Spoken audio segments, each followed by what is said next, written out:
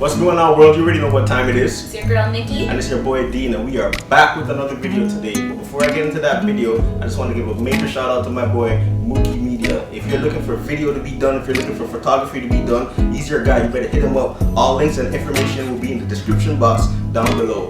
But if you are new to this channel, you already know what to do. Don't forget to like, share, and subscribe to our channel. And before you leave our page, hit that notification button. You already know what time it is, so let's get into this video. We out.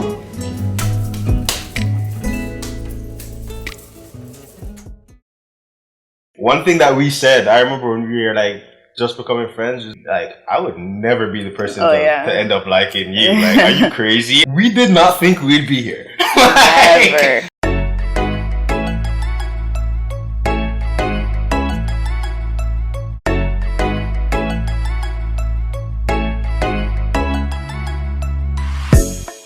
To be honest, man, like we met a long time ago. Like we both grew up in the Apostolic Church faith.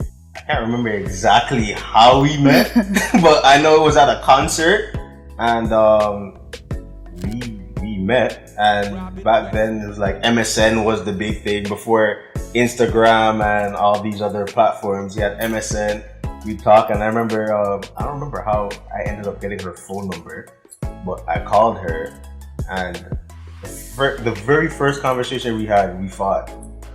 Like, I would get into details, but I won't get into all the details. But I just remember that we fought, and from then it was just like a friendship of just arguments and seeing who would outlast or who would one up the other person. We would always have this like up and down type kind of relationship, just on the phone, always trying to up each other. So you do this first, and we'd always just be back and forth and just always arguing. And then I think we fell off for a little bit, and then I don't know, he just started coming around again. You did started coming around again. Who started coming around? I don't know how it happened. I don't know how it happened, but he used to come by or whatever, and then we were just friends, you know, on and off a little bit, I think it was. Thank church, thank God for us meeting and him placing us in each other's pathways. Because yeah, if it wasn't for that, we probably would have never met. Even though she lives in the same area as I live in, Scarborough, Ontario. I remember going to school. I would see her, but like, and I never saw her. Yeah, I would see her. We used to have a group called Destined to Be Great. It was a gospel group.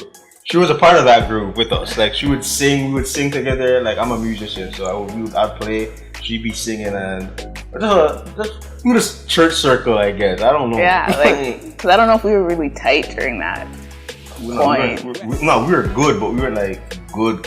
Yeah, it's just weird. Okay, this is what happened. Okay. April Fool's came around, and he decided to prank me one day, and he called me with his friends on the phone, and he was like, what did he say? Like, I like you or something like that. And I was like, why would you do that? Like, what are you doing? So that all happened. So then I wanted to prank him back another time, but I was actually being honest in my prank. I didn't think it was gonna go anywhere. And so I was like, I texted you, right? And I was like, I like you. And he was like, what are you talking about? So I'm like, I just like you. Like, that's just all it is. There's nothing more, nothing less. So then this guy, you can go into your story now. I was like, yo, what are you talking about? Like, yo, we're brethren. Like, we had that vibes, right? And I was like, whoa, what's going on here? So I drove to the house and we talked, but it was like, what is going on? And then we basically just told each other, like, you know, how we were feeling, where we were at. It was just his attitude that stood out from any other person that I ever encountered. Like, he just had this I don't care kind of swag to him, but he was just this real hard go-getter. He's still the same way, like, as you can see, like, he's like a perfectionist. Like, he gets things done. Like, if he says he's doing it, like, he does it. And that's one of those, he does it. Like, that's one of the things that we would fight about. It's like, I could do this. Like, that's like far beyond your reach, but he does it and he gets it done. And I think that just ultimately just made, like, drew me to him. Like, I've never seen anybody with his kind of attitude before, and it's just strong, and he never backs down on it, and I love that. She had a boss mentality attitude, and I had a boss mentality attitude, and I was like, all right, we're gonna see who's the boss. And like, let's see who's the boss, and who, I wonder.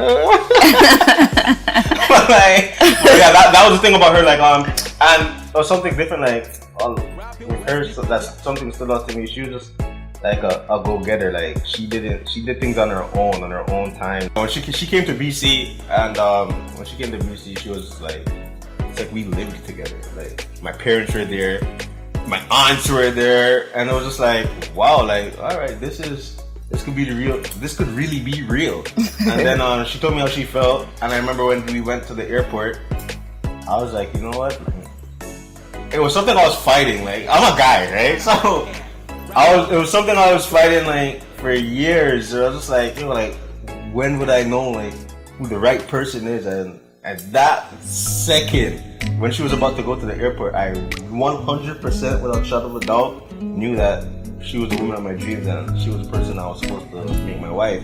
So I revealed that to her. Like, I came on my shell. Like, I put all pride aside. I put everything aside, and I told her, like, I'm gonna marry you. Like, and I guess like she breathed a sigh of relief. I guess. And I was just like, from there, I was just like, well, if I'm gonna do this, I'm gonna do this right. I'm gonna do this big. And then off the bat, like, I went into engagement moon planning, and the rest is history. Here we are. Here we are.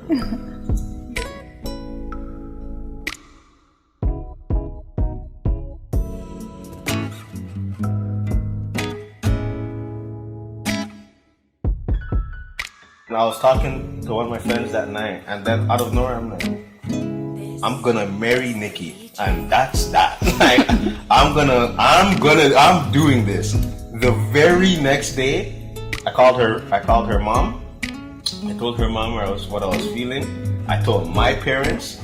I told my sisters. I told my cousin Sean, because that's like my writer. And I told her sisters what I was feeling. And after that, I spoke to her mom. When I spoke to her mom, I told her mom, just do not tell her dad. Like, don't tell him. That's a conversation I have to have man to man. When I felt the heartstrings pull, when I started thinking about this girl, I was just like, no, it's over. Like, I'm gonna do this. I don't need to waste time. I don't need to think about it. To be honest, man, I prayed to God to give me confirmation of who I was supposed to marry years ago. I got the confirmation years ago, but I just wasn't there yet. Like, to me, I didn't want to make a move or make someone my fiance if I wasn't where I needed to be. I was in that state of mind, and I was figuring out my life, getting things in order, getting things together. And the moment I did, the moment things started to come together, it's just like everything opened up, and I was just like, once I got it in my head, let's get this done. I want to make this woman the happiest woman on the face of the planet. I want to spend my forever with this girl, and that was that. Here I am, man.